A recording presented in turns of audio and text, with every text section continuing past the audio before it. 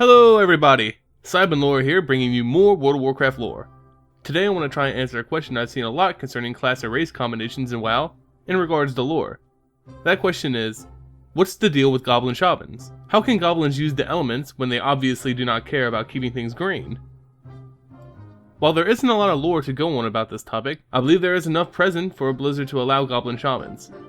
Since this one topic wouldn't make for a very long video, I've decided to also include another Goblin lore question. How can they be priests when they don't seem to be very saintly-like?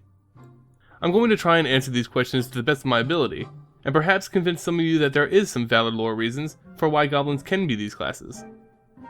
So, let's get started. First, let's get into a little of the goblins' history. Goblins are a very old race on Azeroth. Earliest accounts of these beings place them on the island of Kazan, enslaved by the local jungle trolls also present on the island. At that time, goblins were not nearly as intelligent as they are today. Their rapid intellectual growth came from a rare mineral which they were being forced to mine by the trolls. This mineral sparked a light in the goblins' minds, causing them to think, develop, and invent on the level as the genius gnomes. The goblins used these newly gained smarts to overthrow their troll oppressors and take control of their island home. Now, goblins, being the clever bunch that they were, had no use for the constructs like faith and religion. While other races they traded with worshipped the elements or the light, goblins only worshipped themselves and their gold. Obviously, being creatures of greedy intentions, goblins are shrewd and talented merchants and business operators. This trade skill allowed goblins to make the most profit out of any situation. This includes even war. During the first wars between the Alliance and the Horde, the goblin merchants were present on both sides, supplying bombs and mercenaries. Staying out of the actual physical conflict of the war as much as possible, goblins viewed fighting in a war as a bad deal for them personally. But times and mentality for the goblins would soon change when Deathwing caused their island home to burn and sink back into the sea. With the loss of Kazan, the goblins found themselves once again in the middle of a war between the Alliance and the Horde. Preying on old business connections, the goblins found a new home under the banner of the Horde. With the large number of goblin citizens now under the strict command of the Horde, many lost valuable trade partners and thus many of their livelihoods as well. This was not the only thing the goblins lost when they joined the Horde though. They also lost their ability to stay neutral in their conflicts. The Horde could not support the goblin people unless they too sent heroes to fight the war against the Alliance and their other enemies. Goblins now found themselves on the front lines of a conflict which they had been profiting from for years.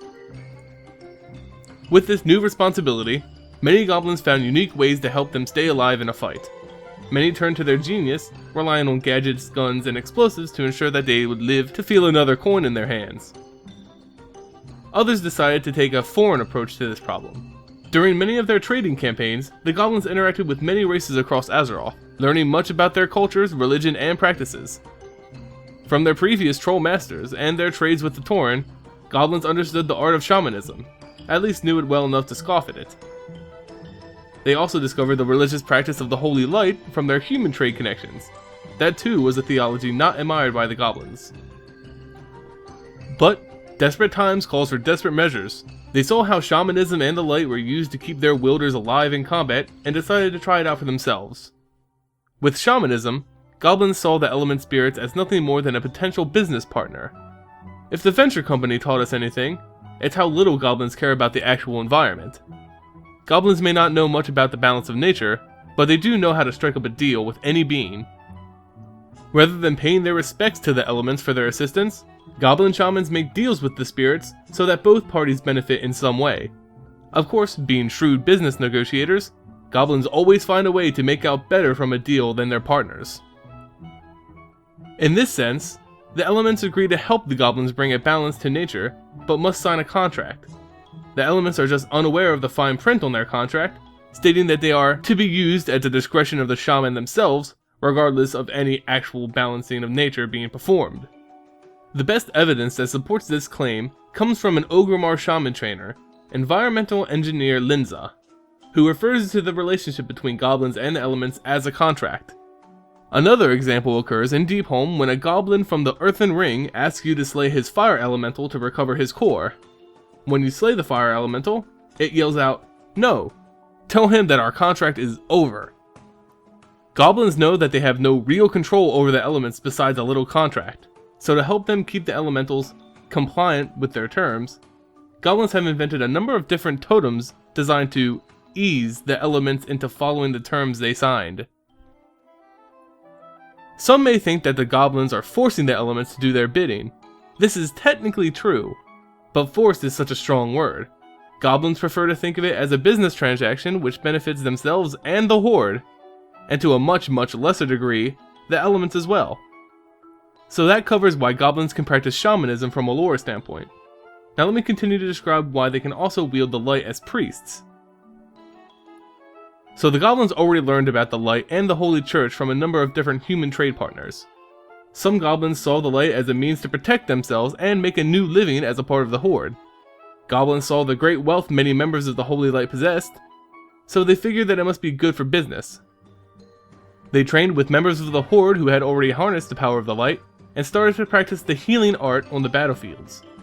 Those who were not fighting were making a killing from healing. The church to the goblins is nothing more than another business, extorting faith for coin. So, there you have it. Just some small ways that connect goblins with being both the shaman and the priest class.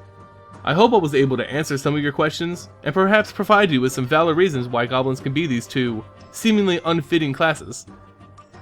Thank you all for watching. If you enjoyed the video and want to see more World of Warcraft lore, please hit that like button and subscribe. As always, I'll see you next time.